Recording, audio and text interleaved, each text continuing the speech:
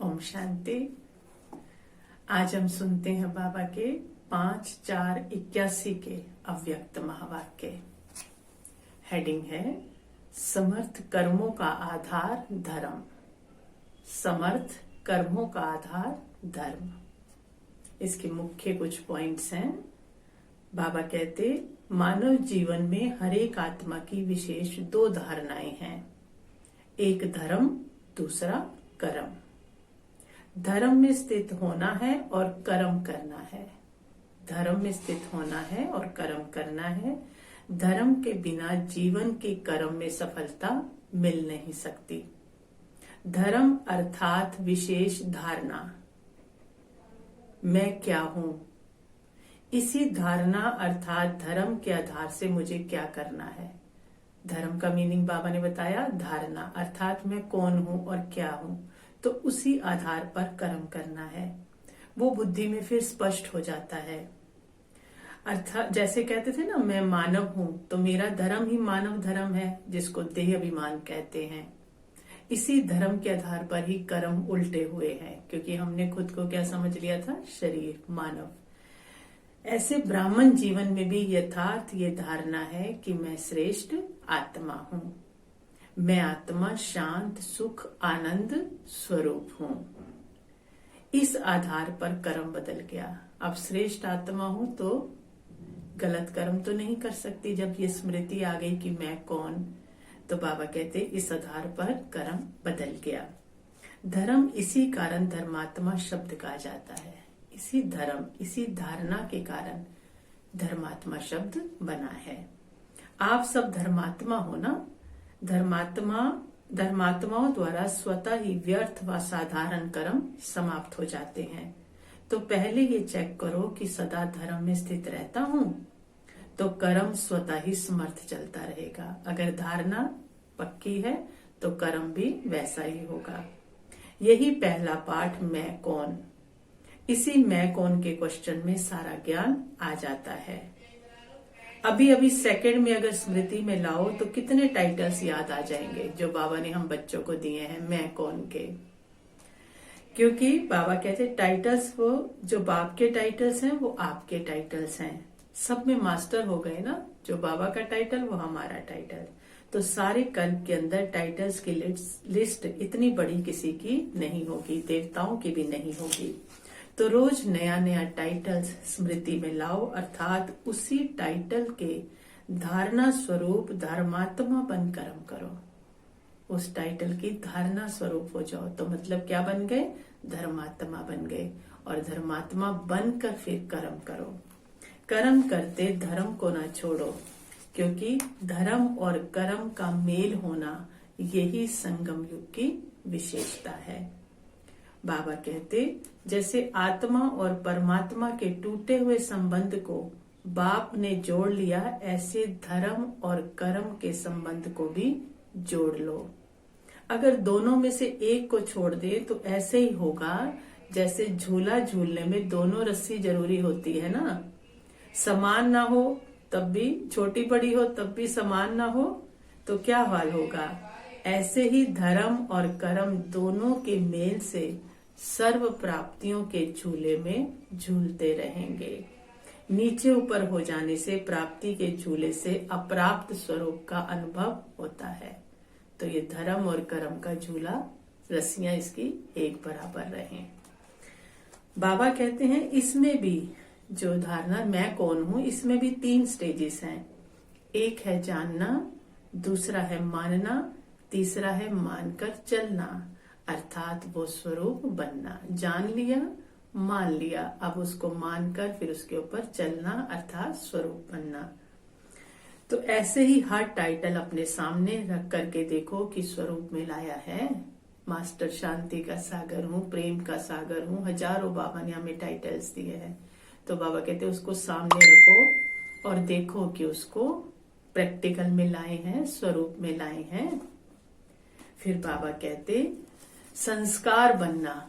संस्कार के बारे में बाबा हमें बता रहे कि संस्कार बनना अर्थात संकल्प, बोल और कर्म स्वतः ही उसी प्रमाण सहज चलना। क्योंकि जैसे संस्कार होते हैं वो अपने आप ऑटोमेटिक काम करते हैं। संस्कार एक ऐसी चीज है जो ऑटोमेटिक आत्मा को अपने प्रमाण चलाते रहते, मेहनत नहीं करनी पड़ती, खुद ब खुद चलते हैं। संस्कार समझो ऑटोमेटिक चाबी है जिसके आधार पर चलते रहते हो। जैसे खिलौने को नाचने की चाबी देते हैं ना, तो वो नाचता ही रहता है। अगर खिलौने में गिरने की चाबी भरेंगे, कोई गिरने वाला होगा तो वो गिरता ही रहेगा। ऐसे जीवन में संस्कार भी चाबी है, तो श्रेष्ठ भर लो या बुरे भर लो, जैसे संस्कार होंगे आत्मा वो करती रहेगी, उसके व्यवहार से वो दिखाई देते रहेंगे। तो बाबा कहते हैं सदा ये स्मृति रखो, मेरा धर्म ही यह है, इसी धर्म में सदा स्थित हो जाओ कि कुछ भी हो जाए, चाहे प्रकृति, चाहे परिस्थिति, चाहे व्यक्ति। लेकिन आप लोगों का जो स्लोगन है ना, धरत परिये पर धर्म न छोड़िए, इसी स्लोगन को अथवा प्रतिज्ञा को सदा स्मृति में रखो। तो रोज अपना एक स्लोगन स्मृति में हो, तो कैसी भी परिस्थिति हो उसको चेंज नहीं करना है। फिर बाबा कहते हमें 3 सर्टिफिकेट लेने हैं। पहला मनपसंद, लोक पसंद और बाप पसंद। मनपसंद का सर्टिफिकेट है या नहीं, इसकी परख के लिए बाप दादा के कमरे में जाकर कर सकते हो इसकी परख, क्योंकि उस समय बाप बन जाता है दर्पण। बाबा के कमरे में बैठो और वो दर्पण है। तो बाबा कहते हैं दर्पण, उस दर्पण में कुछ होता है वो स्पष्ट दिखाई देता है। अगर उस समय बाप के आगे आप अपना मन सर्टिफिकेट देता है कि मैं ठीक हूं, तो समझो ठीक है। अगर उस समय मन में चलता है ये ठीक नहीं है, तो अपने को परिवर्तन कर देना चाहिए। हम बाहर कितना भी लोगों से सही अपने को साबित कर रहे हैं, लेकिन बाबा के कमरे में आकर लगता है कि कुछ गलत हो रहा है, तो बाबा कहते हैं उसको क्या करो, परिवर्तन कर दो। बाबा कहते हैं उसको परिवर्तन कर देना चाहिए। मेजोरिटी बात के प्रति कोई इशारा देते हैं, लेकिन स्वयं नहीं समझते कि मैं रॉन्ग हूं। फिर भी जब लोग संग्रह के प्रति ऊपर से डायरेक्शन मिले कि ये अटेंशन रखना चाहिए, तो फिर उस समय अपनी नहीं चलानी चाहिए। क्योंकि अगर सत्यता की शक्ति है तो सत्य को कहा ही जाता है सत्यता महानता है, और महान वही है जो स्वयं झुकता है। बाबा कहते हैं अगर मानव कल्याण के प्रति झुकना भी पड़ता है तो वो झुकना नहीं है। सही भी है तो भी बाबा कहते हैं कई बार झुकना पड़ता है, क्योंकि वो झुकना नहीं है लेकिन महानता है। अनेकों की सेवा के अर्थ महान को झुकना ही पड़ता है। तो ये विशेष अटेंशन रखो कि स्वयं को सही भी लग रहा है तो भी बाबा कहते झुकना पड़ता है। इसी में ही अलबेलापन आ जाता है कि मैं ठीक हूं, ठीक तो हो, लेकिन जो ठीक रह सकता है वो स्वयं को मोल्ड भी कर सकता है। बाबा कहते जो ठीक रह सकता है, अगर ठीक हो मानते हैं, लेकिन बाबा कहते अगर ठीक हो तो मोल्ड भी हो सकते हो। फिर बाबा कहते हैं इसमें ये नहीं सोचो कि मैं नीचे हो गया। कितना ऊंचा उठा रहे हैं बाबा हमें समझ देकर। बाबा कहते हैं इसमें ये नहीं सोचो कि मैं कोई नीचे हो गया, नहीं। गलती की तभी मैं परिवर्तन कर रहा हूँ, गलती नहीं भी है तो ये मत सोचो गलती की तब मैं परिवर्तन कर रहा हूँ, ये नहीं सोचो। लेकिन सेवा के लिए परिवर्तन कर रहा हूँ, खुद को सेवा के लिए परिवर्तन कर रहा हूँ। इसमें हे अर्जुन बनो, इसमें हे अर्जुन बनो, इससे वातावरण बनेगा 1 से 2, 2 से 3। अगर कोई गलती है और मान ली तो कोई बड़ी बात नहीं। बाबा कहते देखो भगवान ही ये बात समझा सकता है हमें। बाबा कहते अगर कोई गलती है और मान ली तो कोई बड़ी बात नहीं, लेकिन गलती नहीं है और लोक संग्रह अर्थ करना पड़ता है, ये है महानता। गलती नहीं है फिर भी सबके लिए कुछ कर रहे हैं, तो इसको कहते बाबा महानता। इसमें अगर कोई समझता भी है कि इसने ये किया अर्थात ये नीचे हो गया, दूसरों को लग रहा है आप गलत हो, ये और हमें लगे कि हम बहुत नीचे हो गए, बाबा कहते हैं तो दूसरों के समझने से कुछ नहीं होता।